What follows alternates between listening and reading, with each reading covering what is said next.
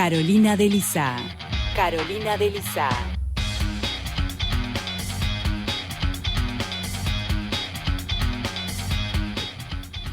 Son las 8:42 de la mañana y tenemos a nuestra compañera Carolina de Lizá, de Jardinero. Sí, buen día, ¿cómo ¿Qué están? haces, Caro?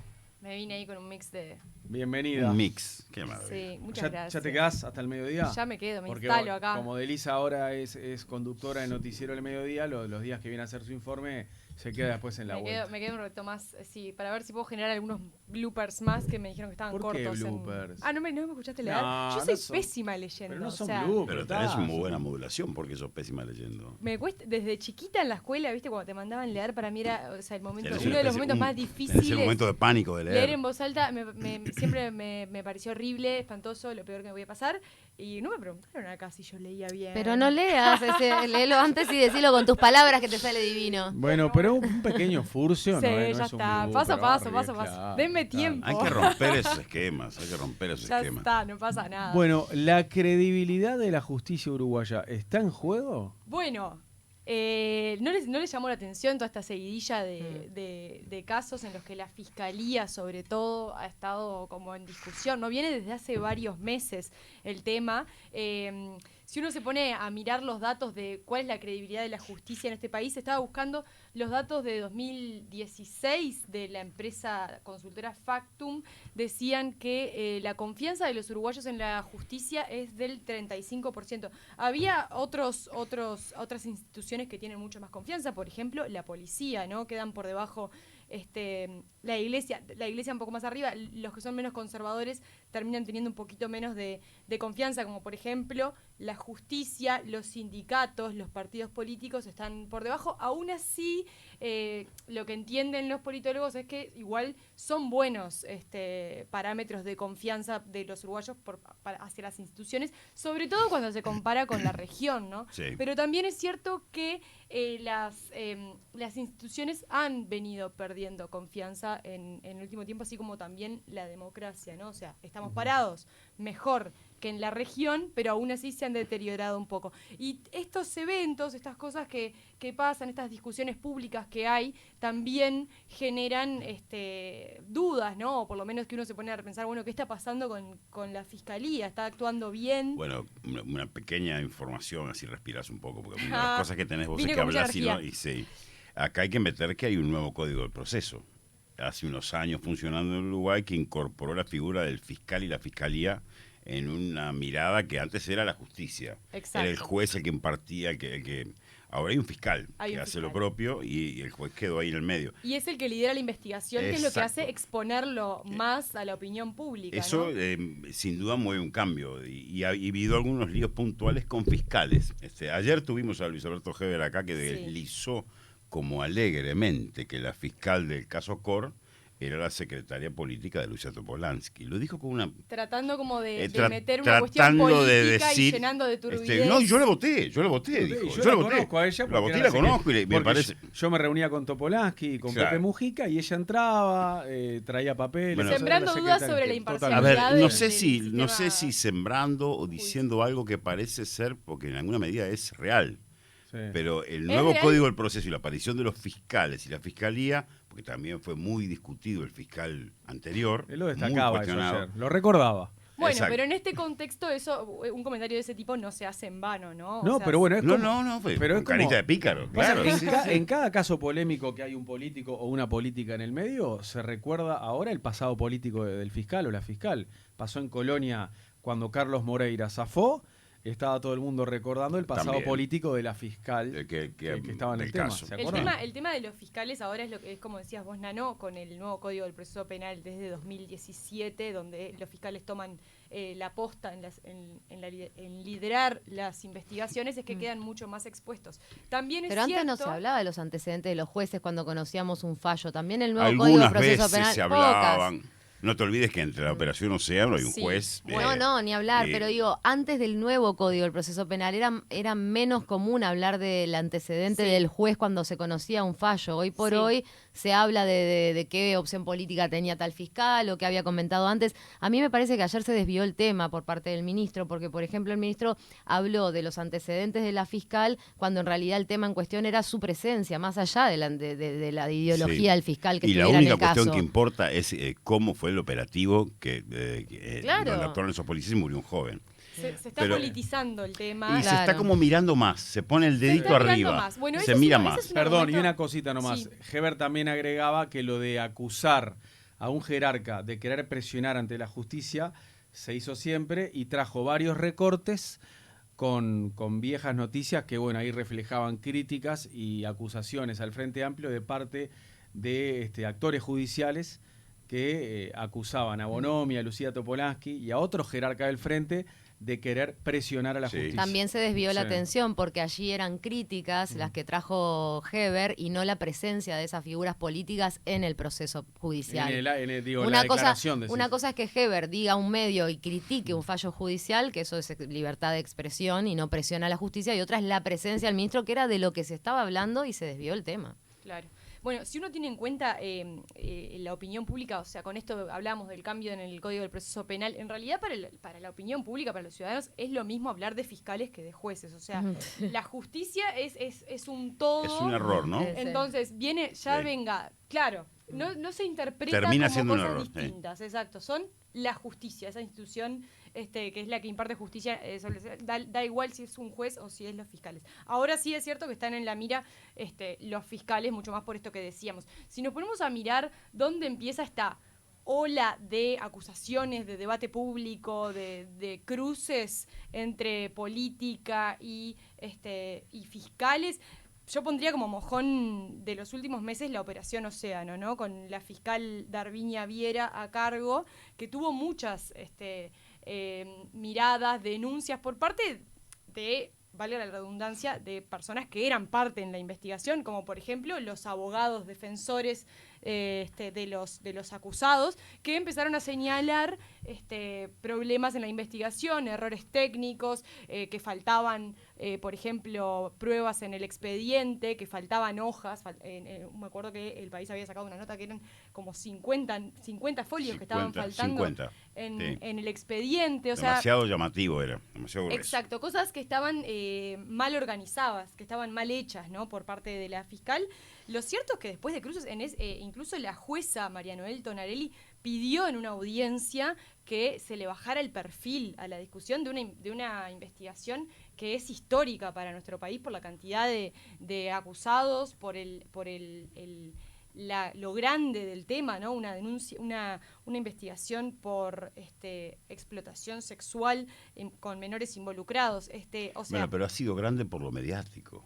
Hace poco hubo una en Paysandú donde hay 12 personas ya en cana y fue tan grande como esta, pero están procesados los que tuvieron culpa. Y lo informó grande Lina. de pero fue esto, pionera también, ¿no? O sea, pero fue pionera. O sea, está bien, bien, pero lo que Sí. yo me quiero referir es que que respecto de la justicia, lo que importa es que la pena se cumpla. Y acá quizás lo grande fue haberle inflado con helio la Operación Océano, que todavía no la dudó. Claro, lo Exacto. que informó el INAU el otro día eran 12 procesados por abuso de menores. Sí, y- calladita y la eran boca, la 12 fiscal, todo el mundo en siguió, cana. y Claro. siguió. Y el INAU lo informó. Esto tuvo, es verdad, esas cuestiones que hicieron que fuera mucho más mediático, ¿no? Y después vino hace menos tiempo, en el verano, la investigación por violación grupal en el Cordón, en donde también hubo ahí actuaciones de la fiscal en el que se contradijo en algunos momentos. Por ejemplo, primero decía que los involucrados se habían negado a dar sus pruebas de ADN.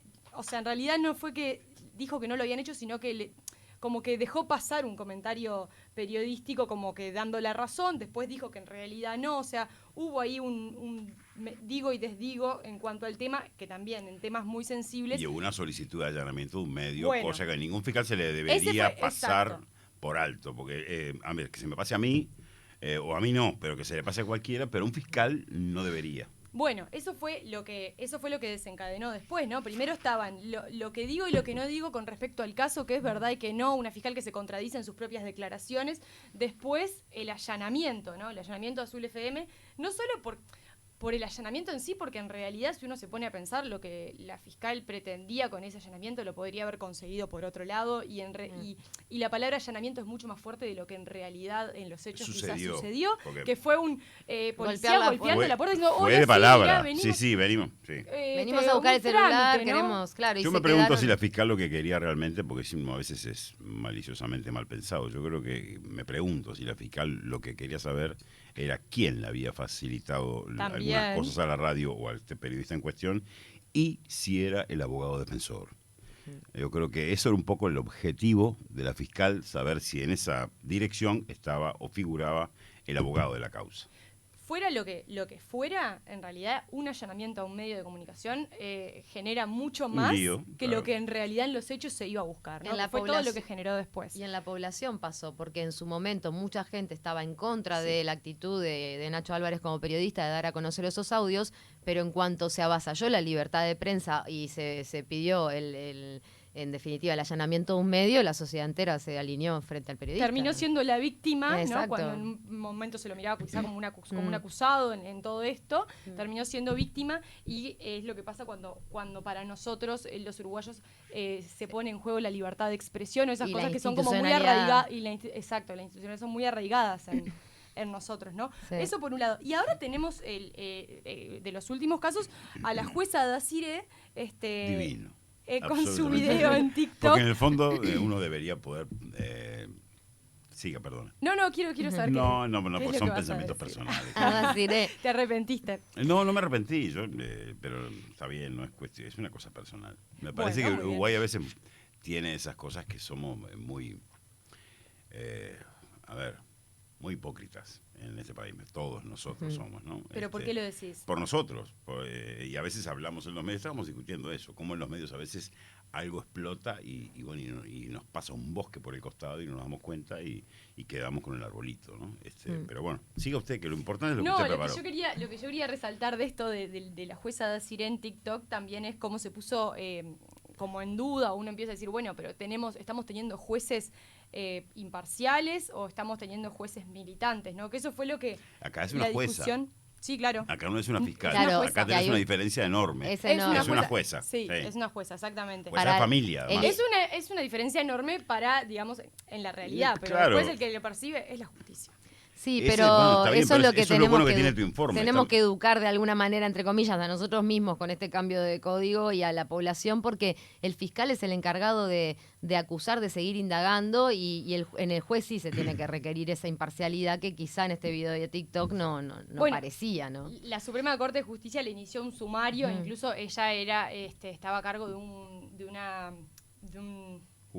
juzgado de género. De violencia de género, de Panda, y fue trasladada a un juzgado de familia porque se entendía que evidentemente ya tenía una postura de género tomada. Una postura que entonces no podía seguir trabajando de manera imparcial, ¿no? Pero bueno. La pregunta es cuánto tiempo trabajó en forma imparcial, ¿no? Esas son preguntas que un periodista debería hacer. ¿Cuántos casos firmados por esa jueza están teñidos con una mirada que no es imparcial? Y sobre todo la seguidilla, ¿no? Porque si uno dice, bueno, esto es un caso puntual, uno dice, bueno, sí, a ver, errores cometemos todos, cada tanto pasa, eso no quiere decir nada. Ahora, venimos desde más de 6 meses en los que estamos mirando la actuación de la justicia, quizá con dudas, con varias campanas, o sea, no es algo tan incuestionable como de repente pasaba previo al CPP, ¿no? O sea, que no quiere decir que los casos no existieran. También hay una gran confusión, por ejemplo, en esto de que hablan los fiscales y la gente lo toma como justicia, piensen que es un caso cerrado y que ya está la culpabilidad también cuando habla el fiscal y todavía no está la persona procesada. Entonces nos olvidamos de decir presunto abuso, presunta violación. ¿Por qué? Porque habló el fiscal y uno piensa que ya están las pruebas y ya está imputada con el caso de la denuncia por violación grupal en el Córdoba. Prejuzgó un pueblo ahí. No, pero la fiscal hablaba de violación cuando todavía no había habido formalización. No había habido, digamos, formalización de la investigación. La fiscal hablaba de que la violación había sido un hecho. El presidente de la República calificó el hecho. En función de eso salió a decir, bueno, sí, es una violación. Cuando en realidad después nos terminamos enterando que las pruebas eran un poco más difícil, o sea, había que juntar muchas más pruebas porque solo con el estudio forense no daba, o sea, también hay una presión del feminismo de no decir presunta violación, y eso a ciertos fiscales les afecta, o sea, a una fiscal de corte feminista, obviamente para salir a decir presunta violación te pones al feminismo en contra, pero hay que seguir valorando esto de que uno es inocente hasta que se demuestre lo contrario. Es así, terminó con imputaciones, de todos modos, el caso finalmente. Pero bueno, estuve hablando sobre este tema con Eduardo Botinelli, director de Factum, que es una de las consultoras que ha seguido el tema de la confianza en las instituciones, y le preguntaba qué implica todo esto, cómo podemos interpretar todas estas apariciones públicas de la Fiscalía y cómo repercute en la confianza que hay con respecto a la justicia, ¿no? Sí, yo creo que sí, que terminan, de alguna forma repercuten negativamente, por lo que, no por el hecho en sí, sino por lo que desata ese hecho, ¿no? Es decir, el allanamiento o no, en ese caso, sin dudas, era un hecho importante, pero sobre todo es todo lo que despertó después, es decir, toda la salida de la defensa a la libertad de prensa, y digamos, todo lo que se armó alrededor del caso incide negativamente. Y todos los hechos vinculados a violencia doméstica ponen a la justicia en un lugar, por lo menos de análisis de la opinión pública. Será más o menos favorable esa opinión en función también de la postura que tienen las personas.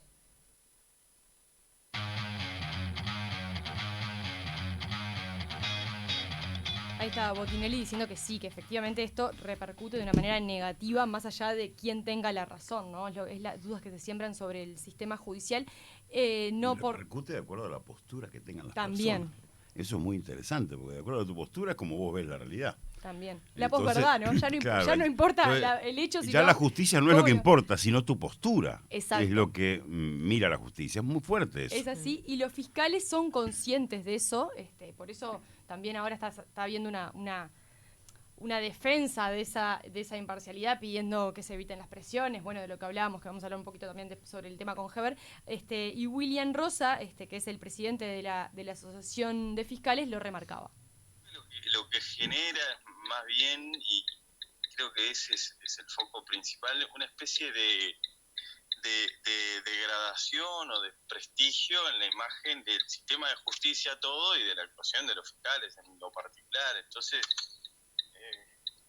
creo que el estar constantemente machacando contra eso, ¿no? Contra lo que hacen los fiscales, está mal, porque esto, porque lo otro, uno se pone en el rol de fiscal o de juez y a partir de ahí saca conjeturas que casi siempre por lo que vemos nosotros o lo que podemos apreciar es que son parciales porque uno no tiene todo el conocimiento, o sea, quien opina no tiene todo el conocimiento de lo que hay en la carpeta investigativa o lo que hay en el expediente, entonces opina a partir de un trascendido o de algo, o de la opinión o de la visión que tiene una de las partes, ya sea la víctima, ya sea el imputado, entonces no se hace una composición total y a partir de ahí saca una conjetura en cuanto a si el trabajo está bien, la puntualización está bien hecho, porque este prestigio viene por el lado de, o sea, la afrenta viene por el lado de, o si se imputa mucho, o si no se imputa nada, o sea, van en las dos corrientes.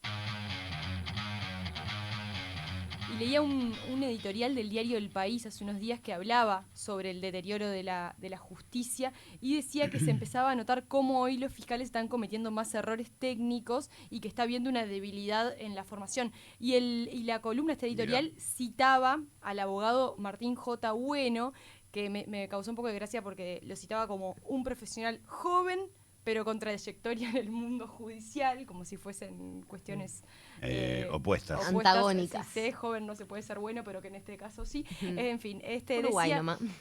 Él decía que los operadores del sistema, la calidad ha caído muchísimo, tanto en el aspecto técnico como en el equilibrio y la ponderación, y eso está haciendo agua peligrosamente al sistema judicial.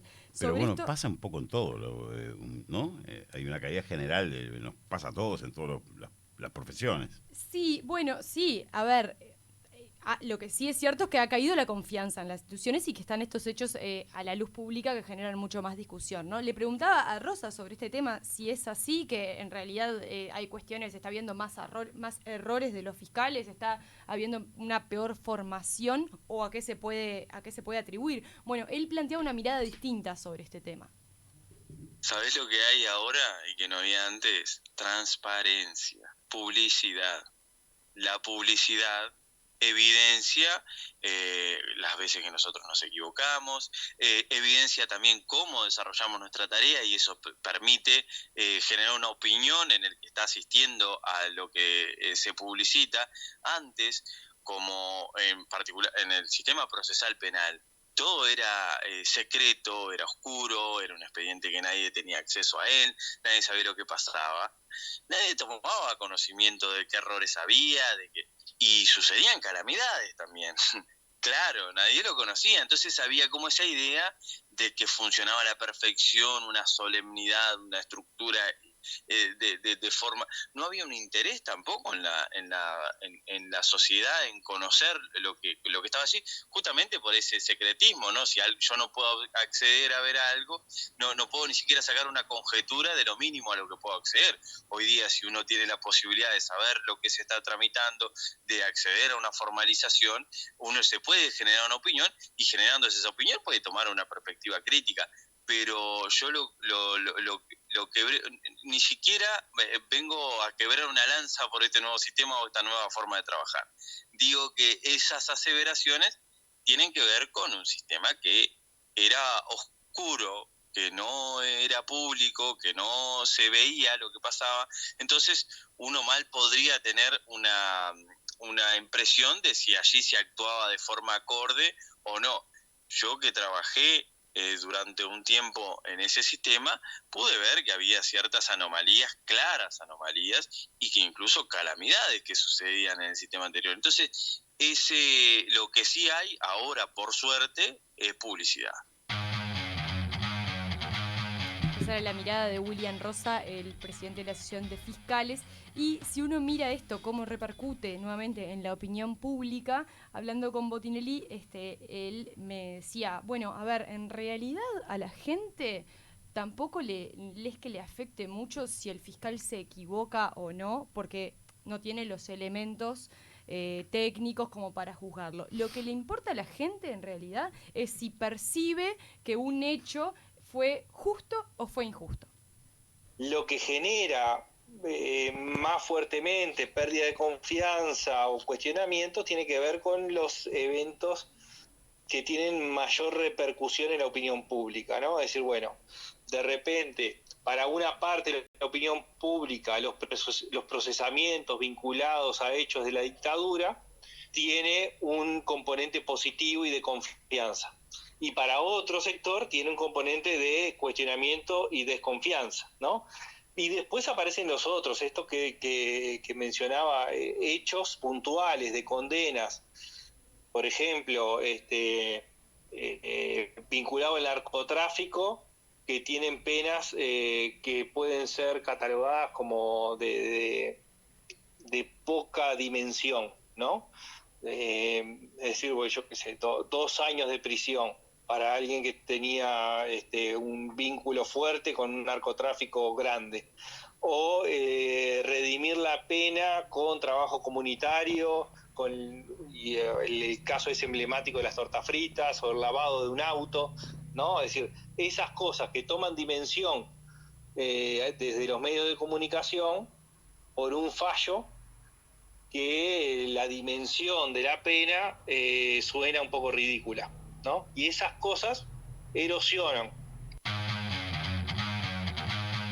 Entonces ahora tenemos a los fiscales saliendo a defender un poco toda esa confianza que en este último tiempo ha estado en duda. ¿Cómo? Bueno, con lo que pasa ahora, que lo que hablaban ayer con Heber, el tema de la política metiéndose o denunciando injerencia por parte de la política o del sistema de gobierno hacia las investigaciones fiscales, ¿no? Con el caso de Sebastián Cor. En este caso... Santiago, perdón. Santiago Cor, sí, disculpa. En este caso pasa algo interesante porque nosotros decíamos, la policía genera mayor confianza en la ciudadanía que la justicia, ¿no? Entonces acá tenemos la policía versus la justicia o los fiscales. ¿Quién gana en la opinión pública? ¿De qué lado se pone la opinión pública cuando tenés a la policía con mucha, no mucha, pero sí mayor confianza que en las instituciones judiciales? Porque también tenés, por otro lado, a la política. O sea, en realidad, el que está defendiendo a la policía es el ministro del Interior, que viene de un partido político que está muy ligado al sistema político también. Entonces, ¿qué pesa acá? ¿Qué es lo que pesa más de todo esto? ¿La política, que mide peor que el sistema judicial, o la policía, que mide mejor? Bueno, Botinelli también hacía un análisis de todo esto. Ahí seguramente lo que actúa es en realidad no como un elemento sobre el conjunto de la opinión pública, sino que con efectos contrapuestos en partes de la opinión pública. Es decir, hay un sector de la sociedad que puede tener confianza en la institución policía, ¿no? Pero que, digamos, no deposita en la misma medida esa confianza en la policía en la medida que hay excesos policiales, ¿no? Es decir, puede no tener desconfianza en la policía, pero ante un hecho de que por lo menos públicamente se ve como excesos de fuerza por parte de la policía, toma partido por el Poder Judicial y no por la policía. Y cuando se mete el factor político en el medio, el conjunto de la opinión pública que más cuestiona el accionar policial por uso de la fuerza es el que hoy está en la oposición, ¿no? En términos mayoritarios. Por lo tanto, lo que hace la participación del poder político en esa intervención es reforzar la postura de apoyo hacia la justicia y de cuestionamiento a la policía. El otro día Eduardo Lust públicamente decía que no comparte que sus colegas magistrados, ¿no?, los actores de la justicia, ya sea fiscales, jueces, abogados, hayan firmado ese comunicado, porque él dice que en realidad uno, cuando es abogado o juez o fiscal, no se tiene que sentir presionado por ninguna presencia, ni por la presencia de un ministro, ni por la presencia del presidente de la República en el juzgado. Él decía, pero este comunicado habla mal entonces de mis colegas, habla mal de los colegas que firmaron porque se sienten presionados. No, puede venir el que quiera al juzgado el día de la declaración, el día en que sale el veredicto judicial, el fallo, puede venir el que quiera, que yo como abogado, fiscal o juez no me voy a sentir presionado. Es lo que dijo Lacalle, ¿no? La justicia no es presionable. Claro, pero Lust, como actor judicial, lugar, claro. O sea, porque él, aparte de ser diputado de Cabildo Abierto, es un abogado que vive abrazado a la Constitución, ¿no? Bueno, él dijo, yo jamás me sentiría presionado. Bueno, si bien un político o un jerarca. Está la alarma pública, o ese está tema ese que también tema. Yo creo que lo armamos pesa mucho. Exacto. Lo que dicen ahora. Porque el fiscal está en un escritorio, pero ve los noticieros. 8 minutos de afuera, de los parientes, no sé qué. Es un elemento que Y tiene. el caso es que que se aceleran por la presión de la Pesa opinión mucho pública. lo que pasa en la opinión pública, y pesa también el hecho de lo que veníamos hablando, de que los fiscales vienen cascoteados, o sea, vienen estando en la mira de la opinión pública, y esta es una manera como de defender esa imparcialidad que pero quieren vienen cometiendo defender. errores también. También Seamos es cierto. justos y nadie está agrediendo, ¿no? No. Hay errores que yo podría empezar por las primeras acciones del nuevo Código del Proceso. Los errores que cometieron fiscales muy, muy conocidos. Y que en aquel momento quedaron un poco, bueno, estamos Pasó. arrancando. No se entiende. Había una duda con los jueces, porque el juez lo habían sacado del cuartito al juez. Y había pocos fiscales para tomar la posta. Exacto, también, ¿no? Y el juez estaba medio como enojado con que, bueno, y ahora yo no hago nada, ¿qué tengo que hacer? A mí tráeme las pruebas. Y fue un caso famoso, uno de los primeros casos del nuevo Código del Proceso. Un juez se lavó las manos, dijo, yo no tengo las pruebas, quedan libres. Y hubo 3 homicidas que quedaron libres en un caso requete probado. Primer caso del nuevo Código del Proceso Penal. El tema es al que juez no le trajeron las pruebas. El juez no actuó bien. Ahí me animo a decirlo y me hago cargo. Pero la fiscal tampoco. Claro, no hizo Sí, el 3 debido, tipos que el habían debido matado a un proceso. pobre viejo que estaba en un auto levantando quiniela, quedaron libres. Y después uno de ellos libres mató a otro. Entonces, bueno. Las Está equivocaciones de los fiscales redundan en la vida Sí. de la gente, ¿no? Entonces, más allá de que obviamente todos somos humanos y nos podemos equivocar, van a estar más Sí. en la mira. Para poner un poco en perspectiva este tema y ver qué tanto se equivocan los fiscales, ¿no? El Observador publicó hace unos días una noticia que tenía los datos de cuáles fueron las sanciones a los fiscales desde el nuevo Código del Proceso Penal, desde 2017, y marcaba que en 2017 hubo 3 sumarios y una investigación en total. Poquito parece. Parece poco, ¿verdad? Bueno, son ahí estaba esa. 350... ¿Qué quiere que le diga? Me suena tan poquito. Bueno, pero ahí estaba eso de que en 350 se adaptaban, fiscales, ¿no? se estaban adaptando, ¿no? Periodo de adaptación. Sé que fue un poco más benevolente el tema de ver cómo llevaban adelante. Pero No, ¿ustedes pero se hay que acuerdan tener en ¿ustedes se cuenta- acuerdan cuando murió una fiscal que se dijo que estaban trabajando a niveles excesivos, que murió de un... Un sulmenage. En la fiscalía mismo. En la fiscalía falleció. mismo. ¿Se acuerdan? Que dijimos, bueno, ¿qué está pasando acá? Y Juan Gómez tenía en un momento 50 de Pero los Gómez, expedientes más... Gómez, No, Juan Gómez Gómez estaba en un homicidio, yo lo viví porque no me lo contaron, en un homicidio con el mismo traje con el que ha habido el casamiento de su hija. Sí, sí, sí. Y estaba a las 7 de la mañana, después de la fiesta, en un homicidio. Entró a regir el nuevo código estaba sin la duro. cantidad de fiscales preparados, eso lo sabíamos todos en ese momento. El exceso de trabajo fue Sí. un tema. Bueno, redondeo con los números que me quedan. En 2018 se abrieron 2 sumarios, es decir, bajó un poquito. En 2019 hubo 7 sumarios, 2 de ellos a un mismo fiscal. Y cuando hubo más sanciones fue en 2020, cuando se iniciaron 9 sumarios y 2 investigaciones. O sea, 2020 fue el peor año. 9 investigaciones en 350 fiscales, que ya es un poco más. Es cierto que en estos datos se incluyen cuestiones de mal procedimiento fiscal y también cuestiones laborales del día a día. Por ejemplo, exceso de faltas o mal vínculo con trabajadores. O sea, no es Sí, que... lo de cualquier O conocer empleado. la cosa, acá le preguntamos a Heber el otro día, ¿no? Hay un caso en la muerte de Ayelén, esta niña de 16 años que fue asesinada por un ex policía. Hay un caso flagrante de error policial y fiscal. Cuando la familia denuncia que adentro de esa casa está Ayelén, viene un patrullero, sale este hombre y no le facilita la entrada porque, claro, no hay orden de allanamiento. Y se van todos. Cuando la familia decía, ahí está, mi hija está ahí. Llamaron a la fiscal, ¿qué le habrán dicho? No me dejan entrar. Bueno, vuelvan cuando lo dejen entrar. Pero la fiscal por teléfono puede entender lo que significa lo que está pasando hoy en la calle. Debió haber quedado un patrullero ahí. Ahí tenés Le preguntaban sobre esto a Heber en la entrevista, que se lavó un poquito las manos admitió ahí. que en alguna medida, pero Que lo pidieron. Pero sí. claro, ¿qué hace la policía? La fiscalía no me pidió. Sí. Bueno, pero la fiscal está en la casa. Está sentada en la casa cenando con el marido y llama al comisario. Mira, acá tenemos esto. ¿Y qué pasó? Y bueno, no me dejaron entrar. Y bueno, vuelvo mañana. Pero Ahí la policía también tiene que dar insumos a la un fiscalía. un decir, comisario con un poquito de nariz decirle, no te lo dice, podemos acá dejar tenemos que porque está dejar la un policía ahí acá adentro. tenemos que dejar un cana. Es lo que yo le Sin dije a necesidad, Heber. y claro, sin necesidad de la orden judicial para entrar al menos. Bueno, o quedarse. decirle, fiscal, me Me parece quedo que acá. deberíamos dejar a alguien acá o porque... acelerar esta orden, Bueno, ¿no? y eso, bueno, con el diario del lunes, la chiquilina está muerta hoy, no sabemos qué hubiera pasado. Y tampoco se hubiera ido. Después lo capturaron, milagrosamente, porque lo reconocieron en las redes. Sí. Así Qué que bueno. tema. Sí, será Igual discutible. Sí, será discutible. Gracias, Caro. Gracias a ustedes. Punto de encuentro. La mañana periodística de Universal. Afirma tu futuro en la ciudad de la costa y la Costa de Oro. Carreras empresariales.